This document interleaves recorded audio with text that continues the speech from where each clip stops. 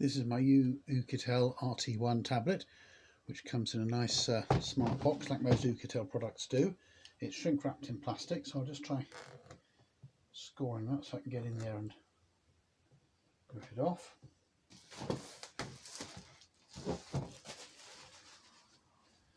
So here we are, there's the box. See if we can get it open.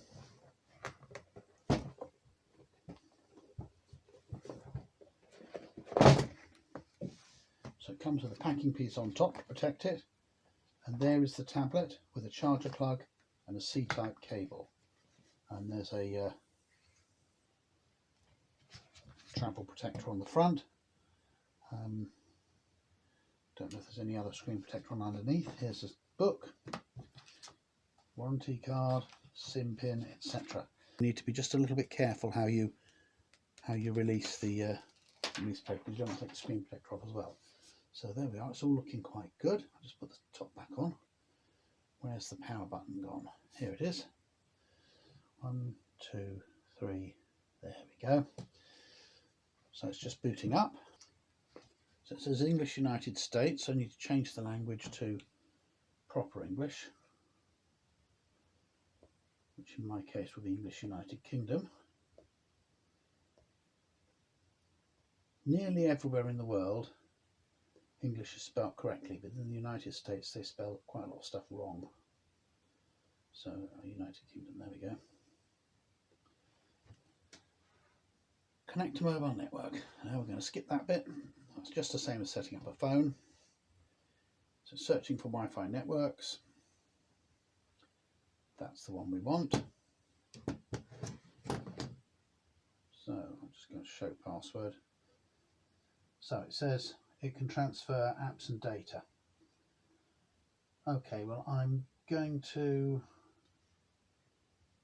choose, I think I'll let it copy everything across to start with. Backup from an Android phone, backup from the cloud. Let's go from the cloud, shall we? This time. Normally I do it from the phone, but I'll do it from the cloud this time. It's probably a bad choice, come to think of it. Go back and use the phone, I think. Go back. Next. Android phone. Set up my device.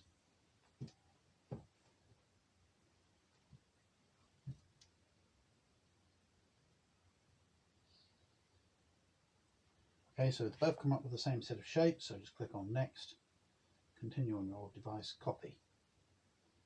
Verify that it's you. I'll try the fingerprint sensor, see if that works. It seems to be doing. And off we go. So it's now copying all my applications and so on across. So we'll see how well that works.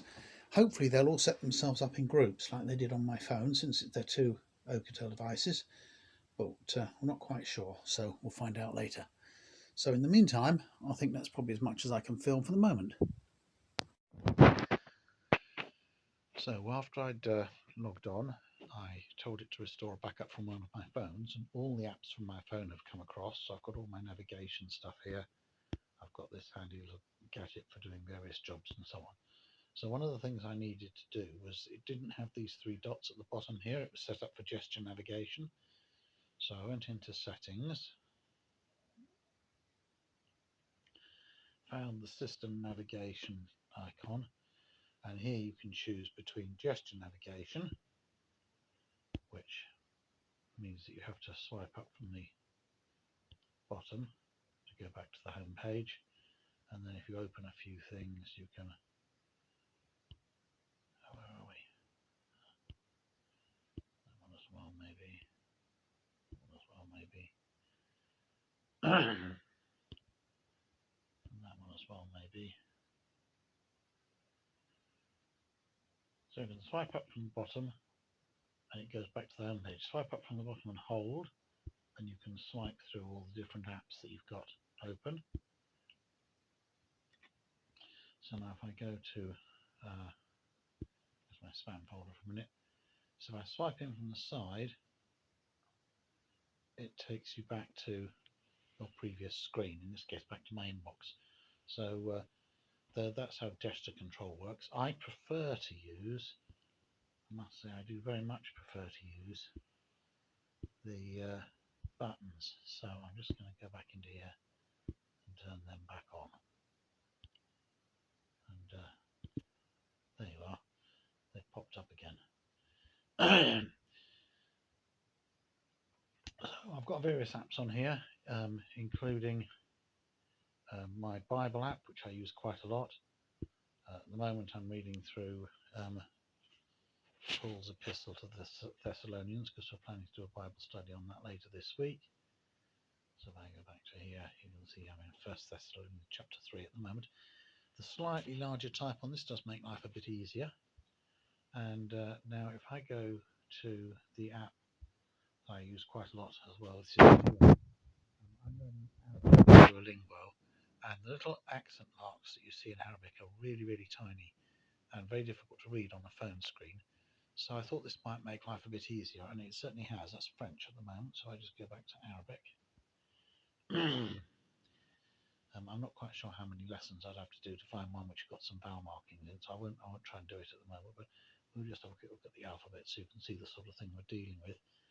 So see, like this letter down here, it's a twist squiggle with two tiny dots underneath, and there's lots of little dots and things here which can be quite difficult to see. So the bigger screen certainly helps, and I also wear my reading glasses instead of my computer glasses, which is what I'm using at the moment. So I think that's probably enough to give you a flavour of what the thing's like, and you can run any app you want. I'm running all the apps I was running on my phone. I'll probably put some other ones on it as well. So yeah, quite impressed. So there's a little bee fly hovering there, using its little proboscis to drink nectar from my lobelia flowers.